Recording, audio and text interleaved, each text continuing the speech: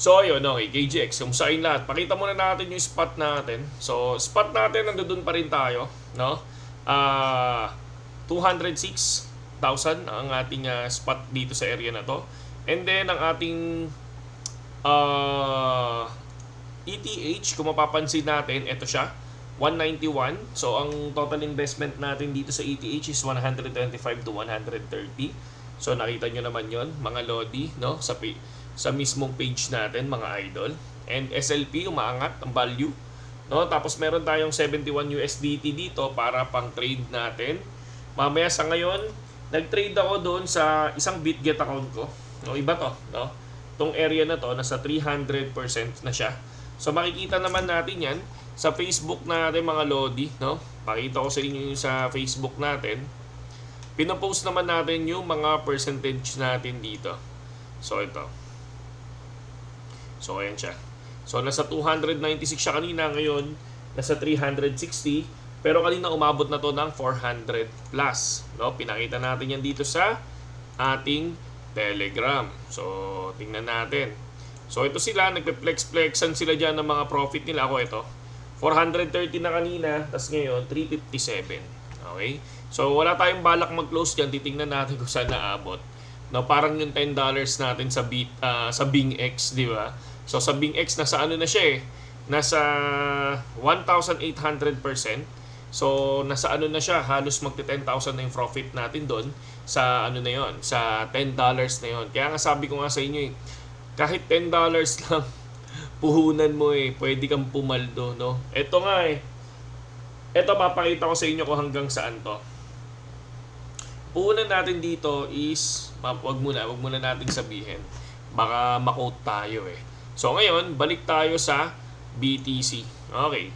BTC, kung mapapansin nyo, eto na siya. No? So far, hindi pa ako naglalagay ng support and resistance. So nag-check lang tayo kung ano yung possible na lipad ni BTC. Ito yung ngayon na nag-aaral ulit ako ng panibagong breakout. Paano ba to? Saan ba ang pinaka-location nito?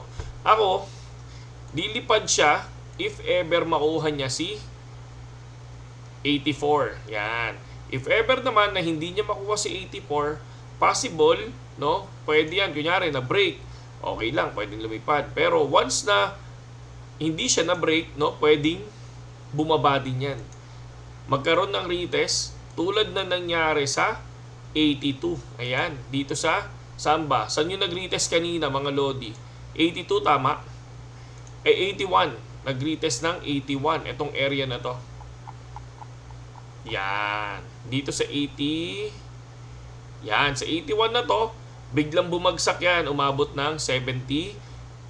No? Nung pumasok ng 78 yan, ang ETH, mga Lodi, is bumagsak din kanina ng 3,087. Kaya nag-entry ako kanina.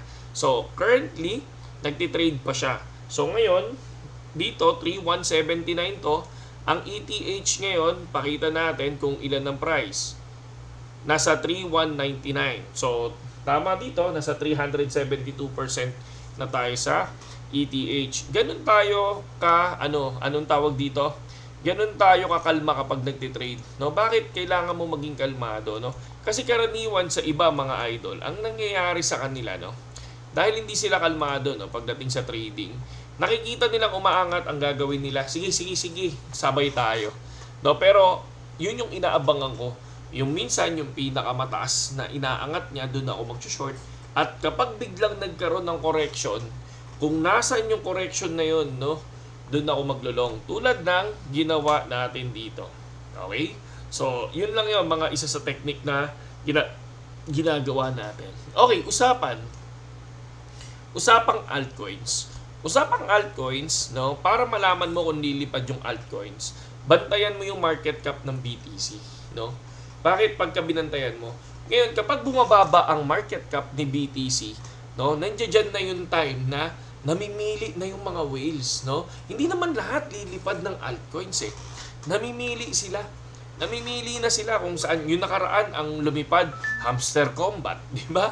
Tapos ETH ang una diyan. Makikita nyo kapag ang ETH, no? Kunyari si BTC nag-maintain sa 76. Tapos si ETH from uh, 2,400, 2,300 to 2,800 ang inangat niya. And then nag-maintain si BTC doon. Nung nag-maintain si BTC, nagkaroon ng biglang bumaba yung market cap ni BTC, mga lodi, no? Biglang bumaba ang market cap niya. Punta natin 7 days. Yan. Biglang bumababa ang market cap ni BTC. Kapag bumababa ang market cap, tandaan nyo mga lods, no? Yan yung start na naglilipat yung mga whales natin doon sa ibang mga altcoins. Na kung saan, yun naman yung next na lilipad, mga idol. Yun yung i-check nyo lagi. Kapag nakikita nyo na ang market cap is bumababa, okay, bumababa market cap, check tayo ng altcoins natin. So ngayon, sino ba yung mga altcoins na lumipad? No? Ang mga lumipad na altcoins, syempre yung mga matatagal na rin nating altcoins. No? Yung Dogecoin na lagi nating sinasabi. So tingnan nyo ang Dogecoin ngayon kung magkano ang presyo. So paldo na paldo dito ang paring Jeblo. No?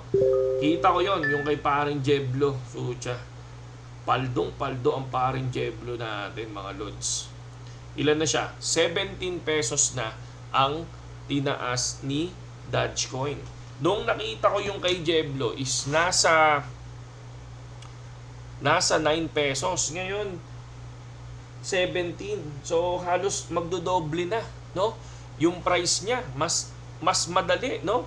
Tapos, ang Shiba, kung titingnan nyo, isa rin si Shib, no? Kung tingnan nyo si Shiba, kasi tulad ng sinabi ko sa inyo, mas gusto ko yung mga nasa top 20, top 10 tokens. O, yan. So, ngayon, lumilipad na naman sila. So, eto na yung price ni Shib. Diba? Tapos, ano pa yung lumipad? ADA, mga idol. ADA. Yan. ADA, kung mapapansin nyo, diba? Saan ba sila? Ito yung lagi kong sinasabi sa inyo ng mga safe. Diba? Ito yung mga safe. Punta kayo di sa CoinGecko, cryptocurrency. Tapos, by market cap, makikita nyo sila. Ito yung mga yan. Tingnan nyo, si Shiba, nandito. Dogecoin, pang number 6 na. XRP, malaki din ang nilipad ni XRP. Kung titingnan, Cardano. So, ayan yung mga token natin na talagang kahit noon pa man, pinopromote na natin yan. No? Dahil sila yung may possibility na umangat talaga. So, ayan yun. Yan yung mga magaganda sa coin na yan. No? So, paldong-paldo yung mga bumili nito. Pero ako kasi ang aga ko nag-TP dito. Ang aga ko nag-TP. Tapos hindi ko kasi inaasahan na lilipad talaga ngayon agad-agad. Sorry. So yan. Ethereum, so 29% ang inangat niya. So, para ano naman tayo kay Ethereum, nasa almost na din. So, 91 na siya, tapos nasa 30. Sabihin mo na kamo nasa 60. 60 na din, pero grabe, no, Dogecoin, no? Halos 100% na to. Pero nung nakaraan, 6 pesos lang siya, di ba? So, pumalo pa siya ng 6 pesos nung nakaraan. Kung titingnan nyo, 6 pesos, 100% na sana yung kita mo nung nag-12 pesos. Ngayon, 17 pesos. So, almost magto 200% ka na kay Dogecoin kapag naghawak ka ng spot, So, solid na solid ang lipad ng Dogecoin. Possible na lumipad pa si Dogecoin, no? Kung titingnan nyo ngayon, talagang sila yung ayan, katulad yan, palipad talaga sila, no? Solana, so maganda rin ang lipad ni Solana, tingnan nyo. Tapos si Sui, no? Sui, yan. 65% si Sui, yan. Pero ako, nandiyan lang ako sa top 20 na yan. Lagi, every time. Diyan lang tayo kumukuha, no? Ng mga natin, ng mga token natin, mga lodi. Pero sa ngayon, tulad ng sinabi ko, pang long term kasi yung hawakan ko, kaya dito tayo kay paring ETH natin, mga lodi.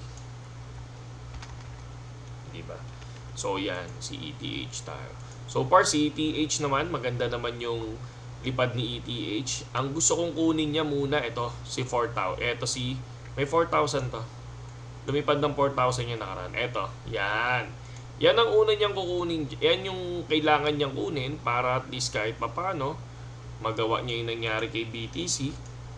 Diba? Tapos, next resistance natin sa kanya, itong area na to, sino ba to? Si 39. So, wag na natin kunin yan. Dito na tayo sa ilalim. So, si 35, sabi ko sa inyo 35 siya. So, after ni 3.5, pwedeng pumasok yan doon. So, dito sa area na to, pwede rin niyang kunin si 3.3 or si 3.4. Pwede niyang, sige, lagyan na natin. Possible na pwede niyang kunin yan. So, itong area na to, pwedeng kunin yan. No? So, tingnan natin kung kailan lang nila makukuha. Ilan na ba yung percent natin dito? Check tayo ng percent ng profit. So, 341. So, bumaba. So, kanina, nasa 420 na. Ngayon, 340. Bumaba na tayo ng 100%. Pero goods lang. Ano lang yan? Naka-hold lang yan dyan. Diba? Ang patuloy na lumilipad, yan, sila Dogecoin. Ganun lang naman mag-check niyan. Check nyo yung market cap ng BTC. Kapag ka nakita nyo bumababa na, naghahanap na sila ng ibang pag-iimbesan na altcoins. No? Pupunta yan doon. Next, syempre, ETH muna yan.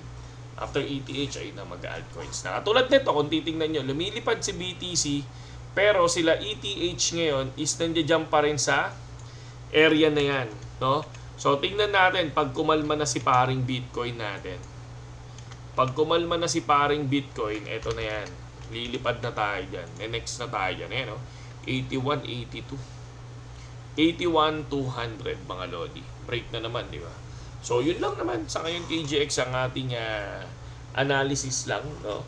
Tapos sabay, alam nyo na, syempre, take your own risk, no? Talagang kailangan, mag-research kayo.